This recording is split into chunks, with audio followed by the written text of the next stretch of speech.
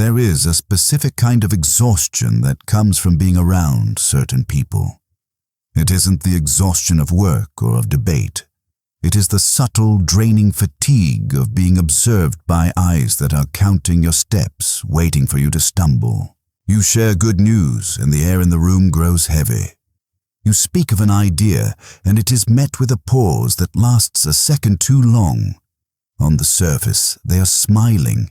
They call themselves friends, colleagues, or allies. But your intuition, that ancient primal alarm system, is ringing. You feel a friction that shouldn't be there. This is the presence of envy. But we are not talking about the obvious jealousy of a rival who hates you openly. That is easy to handle. An open enemy is honest.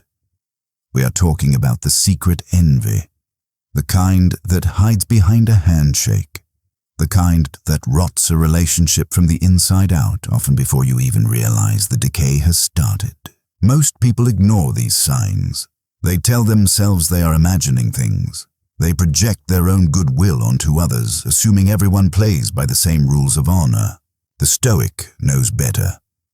The Stoic understands that human nature is frail, and that envy is not just an emotion, it is a pathology.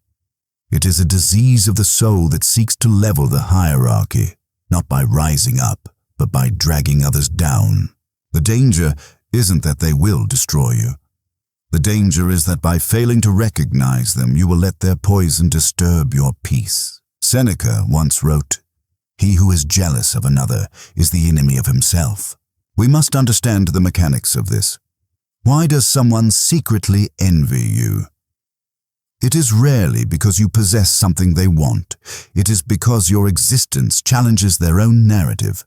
Your discipline highlights their laziness. Your silence highlights their noise. Your growth highlights their stagnation. In the modern world, we are taught to handle haters or to prove them wrong. We post our successes to silence them, but this is vanity, and it plays directly into their hands. The Stoic perspective offers a radical shift. We do not look for these red flags to expose the person or to humiliate them. We do not look for them to start a conflict. We identify the envious for one reason: only protection of the citadel. Your mind is a fortress. Who you let inside matters. If you allow someone who secretly wishes for your failure to sit at your table, you are poisoning your own food. To navigate this, we must look at the behaviors, the 7 specific red flags, not as insults to our ego, but as symptoms of their internal suffering. We group these signs not into a checklist, but into 3 distinct psychological theaters: the sabotage, the mimicry, and the silence. The first theater of envy is sabotage, but it rarely looks like an attack. It looks like concern. It looks like honesty. This brings us to the first and most common sign, the poisoned compliment. You have heard this before. That's a great achievement for someone with your background. Or, I love how you just wear anything and don't care what people think. It is praise wrapped in a caveat.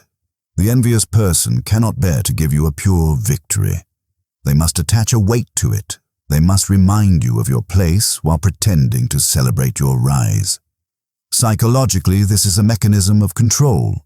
By qualifying your success, they attempt to remain the arbiter of its value. Closely related to this is the second sign, the anchor of false concern. This is the person who, upon hearing your new ambition, immediately presents you with a catastrophe. You want to start a business. They remind you of the economy. You want to travel.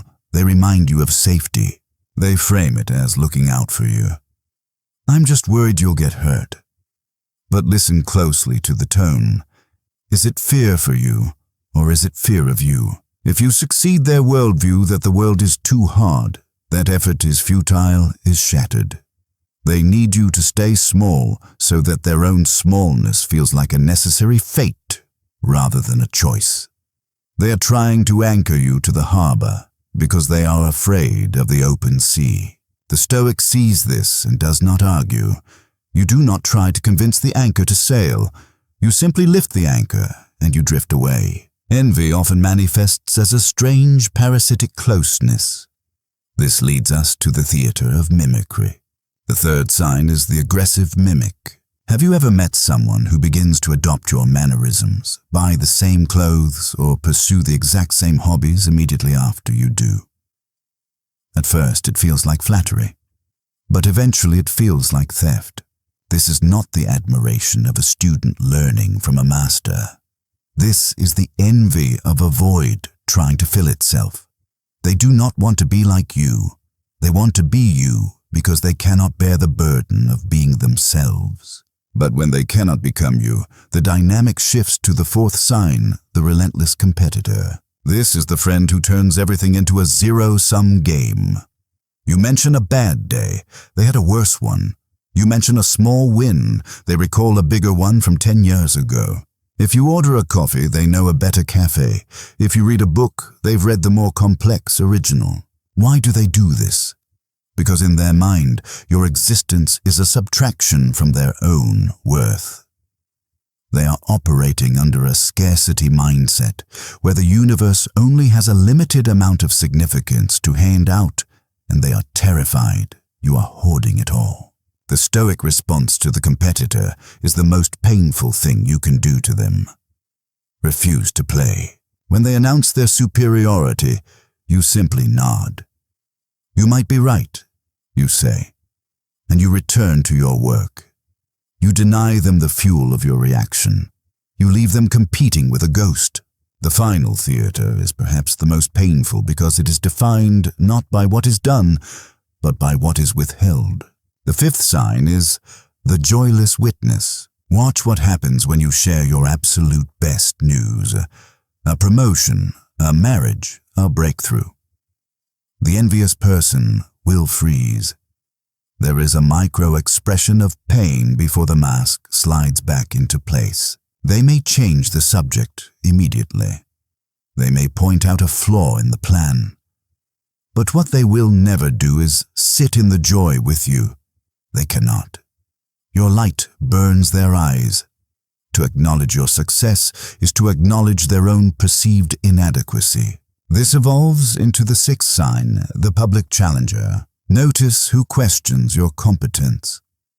A true friend who disagrees with you will pull you aside in private. They will speak to you with respect, protecting your dignity. The envious person waits for an audience. They ask the difficult question only when others are watching. They make the innocent joke about your past failures at the dinner table. This is not social clumsiness. It is a calculated tactical strike.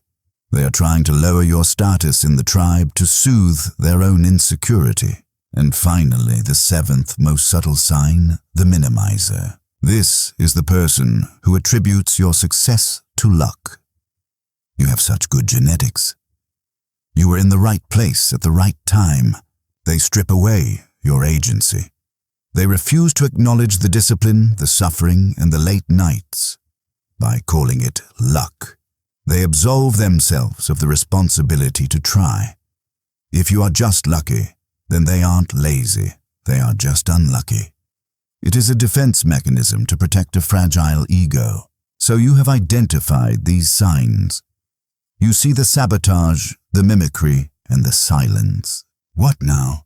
The modern impulse is to confront them, to shout, "I know what you are doing," or to cut them off with a dramatic speech. But that is not the way of wisdom. That is the way of the ego. If you react with anger, you prove that you are just as enslaved by their opinion as they are by your success.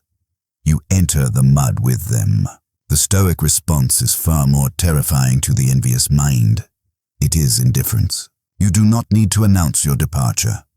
You do not need to explain why you are pulling back. You simply stop feeding the dynamic. You share less.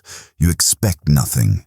You become a grey rock, smooth, uninteresting, and impenetrable. Marcus Aurelius reminded us, when you wake up in the morning, tell yourself that the people I deal with today will be meddling, ungrateful, arrogant, dishonest, jealous, and surly.